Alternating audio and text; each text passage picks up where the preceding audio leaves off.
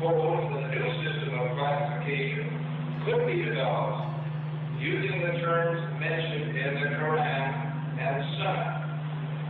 The proposed system is simple, comprehensive, and conforms with present neurological knowledge. Intensive studies of the Quran and Hadith in the last 4 years have revealed a system for classifying human embryos that is amazing since it was recorded in the 7th century AD. As far as it is known from the history of embryology, little was known about the staging and classification of human embryos until the 20th century. For this reason, the descriptions of the human embryo in the Quran cannot be based on scientific knowledge in the 7th century. The only reasonable conclusion is that these descriptions were revealed to Muhammad from God. He could not have known such details because he was an illiterate man with absolutely no scientific training. It has been a great pleasure for me to help clarify statements in the Quran about human development. It is clear to me that these statements must have come to Muhammad from God or Allah, because almost all of this knowledge was not discovered until many centuries later. This proves to me that Muhammad must have been a messenger of God or Allah.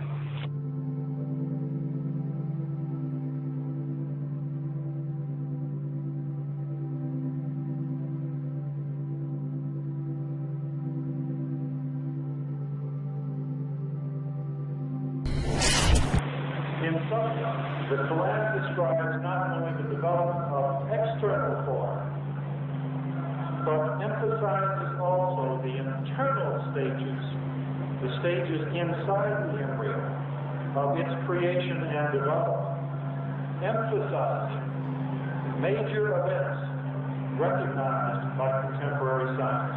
Thank you for your attention. As a scientist, I can only deal with things which I can specifically see. I can understand embryology and developmental biology. I can understand the words that are translated to me from the Quran.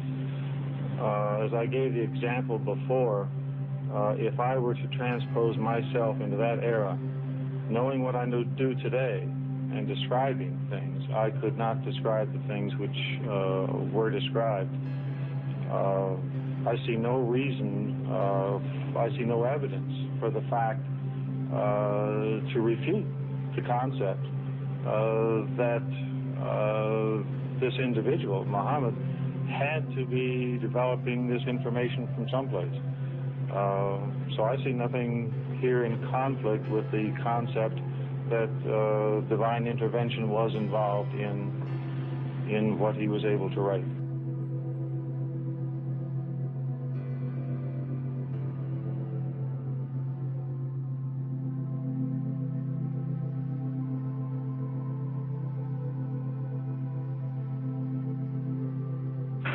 I'm very much impressed by finding true astronomical facts in Quran.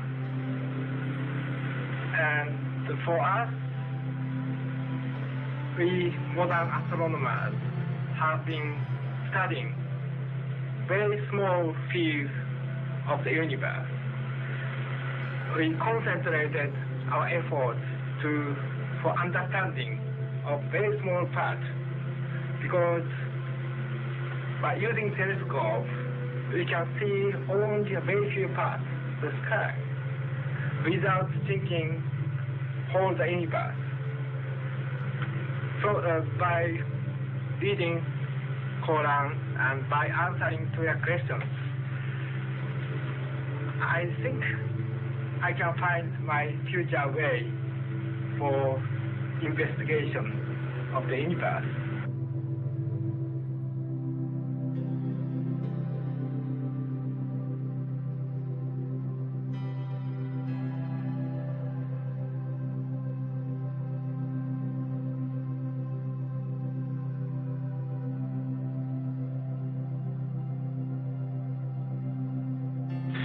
The way it was explained to me is that Muhammad was a very ordinary man.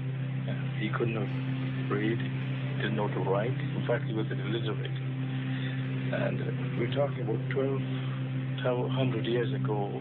You have someone, an illiterate person, making profound pronouncements and statements that are amazingly accurate of a scientific nature.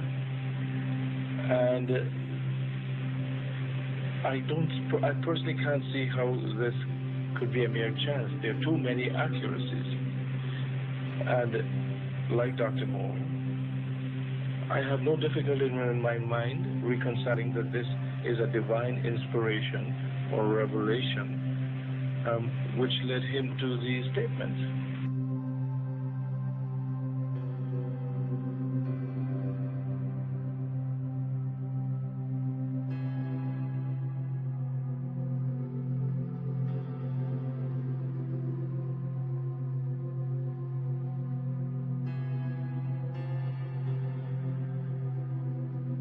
So the two hadiths that have been noted furnish us with a specific timetable for the main embryological development before 40 days. Again, the point has been made, I think, repeatedly by all speakers this morning. These hadiths could not have been obtained on the basis of the scientific knowledge that was available at the time of their writing, and hence could support the hadiths reflecting the knowledge of God. It follows, I think, that not only is there no conflict between genetics and religion, but in fact religion had guided science by adding revelation to some of the traditional scientific approaches.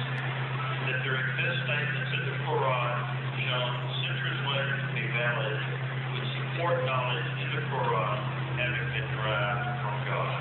Thank you very much.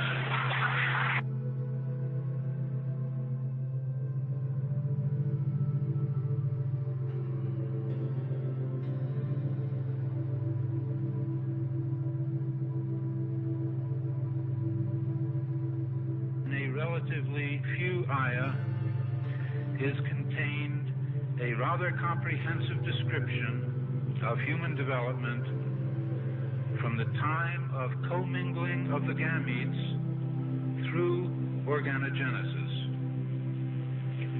No such distinct and complete record of human development, such as classification, terminology, and description, existed previously. In most, if not all instances, this description antedates by many centuries the recording of the various stages of human embryonic and fetal development recorded in the traditional scientific literature.